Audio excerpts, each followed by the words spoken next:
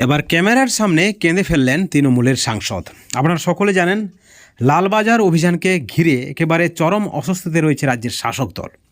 লালবাজার অভিযানে যোগ দেওয়ার কথা রয়েছে নির্যাতিতার বাবা মায়ের। আইনজীবীদের একাংশ রাস্তায় নেমেছেন। ঠিক এই পরিপ্রেক্ষিতে তৃণমূল সাংসদ যা বললেন তাতে ঘুম উড়ে গেল শাসক দলের। তৃণমূল সাংসদের কথাই যে কোথাও না কোথাও তথ্য প্রমাণ লোপাট করা হয়েছে, যার ফলে কেন্দ্রীয় সংস্থার তদন্তে দেরি হচ্ছে। এবং এই তৃণমূল সাংসদ হলেন সুখেন্দু শেখর রায়। আপনারা সকলে জানেন, আরজি করের ঘটনার প্রথম থেকেই তিনি সরব হয়েছেন।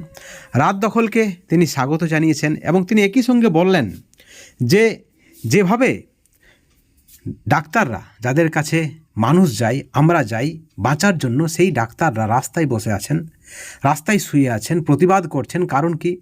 কারণ তাদের একজন সাথীকে ধর্ষণ করে খুন করা হয়েছে।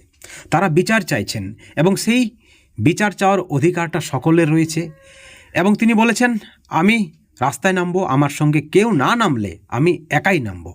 আপনারা দেখেছেন, তৃণমূলের এই সাংসদকে ইতিমধ্যেই লালবাজার তলব করেছিল। তারপর তিনি রীতিমতো ক্যামেরার সামনে কেঁদে ফেললেন। যেভাবে আরজি করের ঘটনায় তরুণী চিকিৎসককে ধর্ষণ করে খুন করা হয়েছে, তাতে কিন্তু রাজ্যের মানুষ বিচার চাইছে এবং সেই বিচারের ডাকে সাড়া দিচ্ছে সকলেই। 8 থেকে 80 জনসাধারণ থেকে সেলিব্রিটি।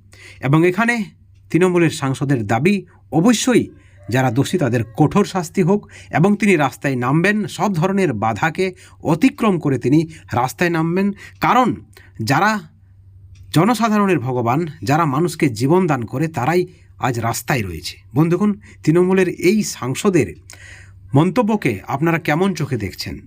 শুরু থেকেই যেভাবে তিনি প্রতিবাদ জানিয়ে এসেছেন, সেই তার যে মানসিকতাকে কেমন চোখে আপনারা দেখছেন, অবশ্যই চ্যানেলের কমেন্ট সেকশনে কমেন্ট করে জানাবেন। এবং একই সঙ্গে এই মন্তব্যের জন্য তাকে কি আবার তলব করা হবে, শাসক দলের শাসানি হবে তার উপর, এই প্রশ্নটাও কিন্তু থাকছে। পরবর্তী আপডেটের জন্য চ্যানেলে নজর রাখুন এবং পরবর্তীতে আরও গুরুত্বপূর্ণ তথ্য নিয়ে, আপডেট নিয়ে আমরা আপনাদের সামনে হাজির হব। এবং অবশ্যই ভিডিওটি ভালো লাগলে আপনারা লাইক করবেন এবং এই চ্যানেলটিকে সাবস্ক্রাইব করে রাখবেন এই ধরনের নতুন নতুন আপডেট পাওয়ার জন্য। Thank you so much.